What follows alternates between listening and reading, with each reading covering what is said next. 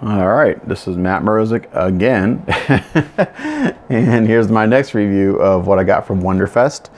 And as I mentioned before, I'll have two more later once they get in. One's from Troy McDivitt and the other one's from Mark Havican, but I can show you what I got so far.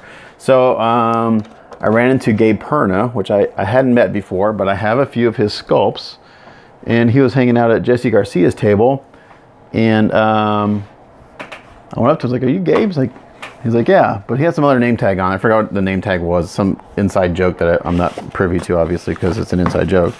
But so we chatted for about 20-30 minutes. Super nice guy, super talented. I bought two pieces that he sculpted last year. It was a Joker bust and a Batman bust, which of course I haven't had a chance to paint up yet. But he was hanging at Jesse Garcia's table from GarageKits.us, and he had this out there. I was like, "Oh, I got to get that." So we talked about sculpting, and we talked about kind of like what he's working on and what would be cool. And I mentioned to him a Transformer bust series would be really cool, the shoulders and head kind of thing. So maybe that sparked a little fire in his eye, or maybe he's already started to think about that. I don't know, but no one's doing Transformer bust like this size. I think it'd be a good idea. So this is, I'm not sure what he's calling this. He's not calling it what it is because of copyright, but I'm going to call it what it is. It's Skeletor, even though he's not calling that because he doesn't want to do any copyright infringement. But man, this is a cool piece. So, and I think this could be a relatively simple paint job. So let's take a look at them. I haven't opened this yet. I just saw the one. I just looked at the one that was on Jesse's table.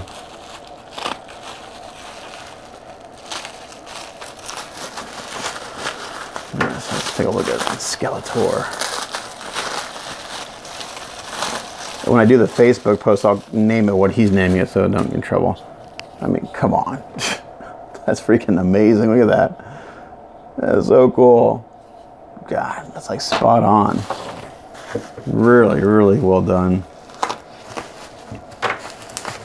Now if he would just sculpt the rest of the body, all the quarter scale guys would flip. Look at this. I mean, look at that. Incredible sculpting. Super high quality. Just really well done.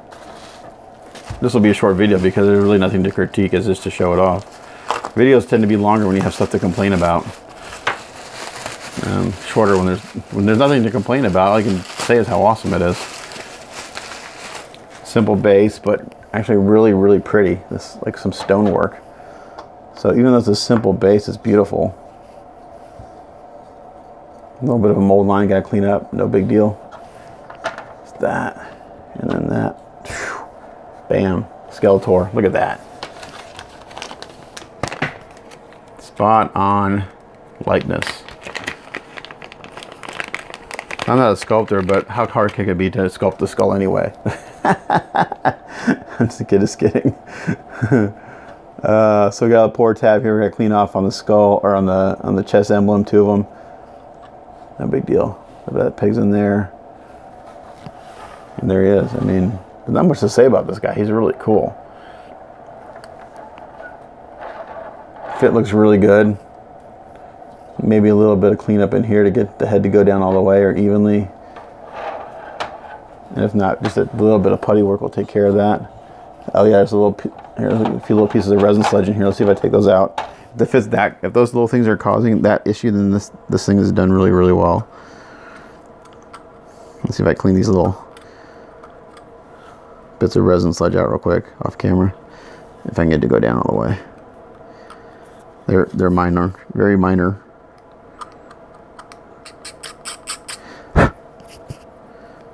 I don't have the right tool out right now.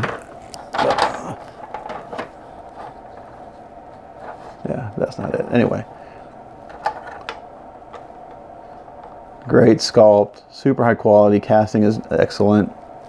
Again, I said the base is really simple, but got this beautiful stone texture sculpted into this.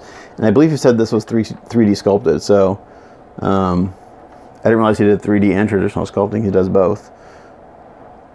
But man, you can go, even though this is pretty simple, you can just go really to town with all the shading and highlighting on this guy and just really bring him to life, even though he's dead, because he's a skeleton. Let's get some measurements on. Not huge.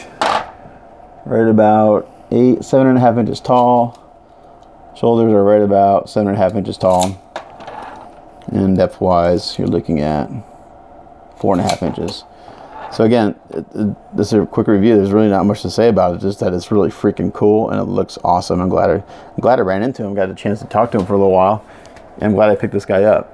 This guy was, I think, $115, which is a very good price. It's $115 or $125, which I think is a bang up deal for this piece. Even though it's not huge, the quality is way up there. It's done really, really well.